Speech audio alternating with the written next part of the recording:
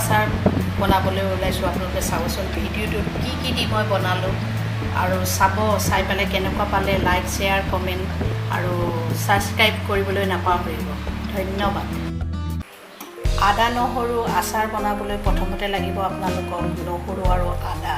এইখিনি মই নহৰুখিনি গুচাই ধুনীয়াকৈ দুপিচ কৰি সৰু সৰুকৈ কাটি লৈছোঁ। ধুই শুকুৱাই ফেনৰ তলত শুকুৱাই লৈছোঁ। এয়া হৈছে আদাখিনিও ৰ'দত দিয়া নাই, ধুই শুকুৱাই ফেনৰ তলত এঘণ্টামান শুকুৱাই লৈছোঁ। তাত দিবলৈ লাগিব জলকীয়া অকণমান মানে পিচকৈ কাটি লৈছোঁ। তাত দিব লাগিব ধনিয়া গুড়ি, জিৰা গুড়ি আৰু ৰঙা জলকীয়া গুড়ি, মেথি গুটি অকণমান মই মানে গুড়া কৰি লৈছোঁ। এইখিনি হৈছে আদুৰ গুড়ি, এইখিনি বগা সৰিয়হৰ গুড়ি, ইয়াত নিমখ হালধি জোখমতে দিবৰ কাৰণে। এয়া সৰিয়হ হৈছে ক'লা সৰিয়হ তেলত দিবৰ কাৰণে আৰু ভাজিবৰ কাৰণে তেল লাগিব আৰু তাত দিব লাগিব ভিনেগাৰ।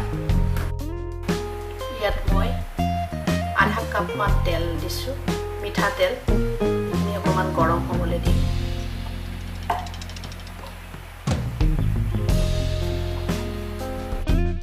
তেলখিনি গৰম হৈছে, তাত মই ক'লা সৰিয়হ গুটিকেইটামান দি দিম।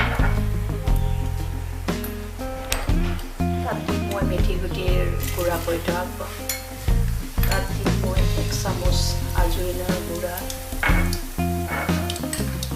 1 চামুচ ধনিয়া গুড়ি আৰু এইখিনি দিম বগা সৰিয়হৰ 2 চামুচ দিম।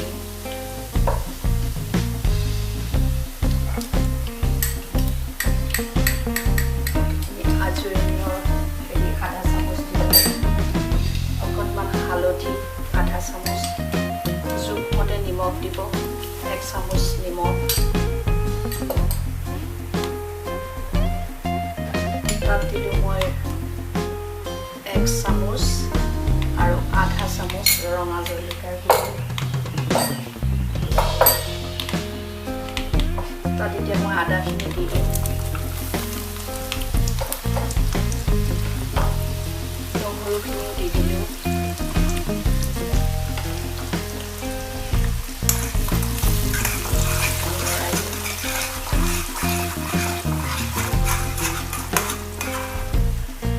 পাছত সৰু সৰুকৈ পিচ কৰি থকা জলকীয়াকেইটা তাতে দি দিলোঁ।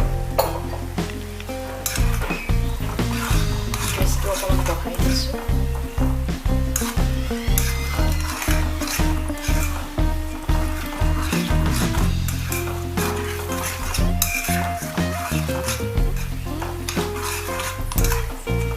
নহৰুখিনি অকণমান সিজিব লাগিব, আদাখিনি অকণমান 5 মিনিটমান লৰাই অকণমান সিজাব লাগিব।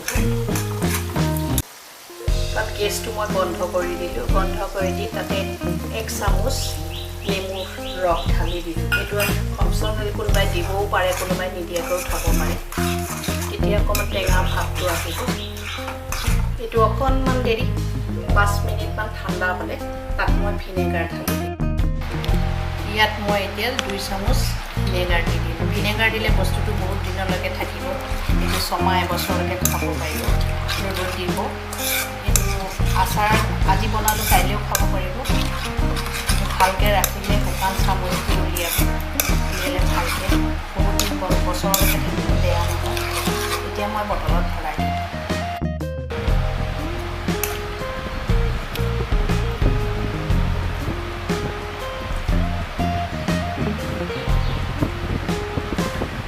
মই বটলটো শুকানকৈ ধুই ৰ'দত শুকুৱাই ভালকৈ হেৰি কৰি ভৰাইছোঁ।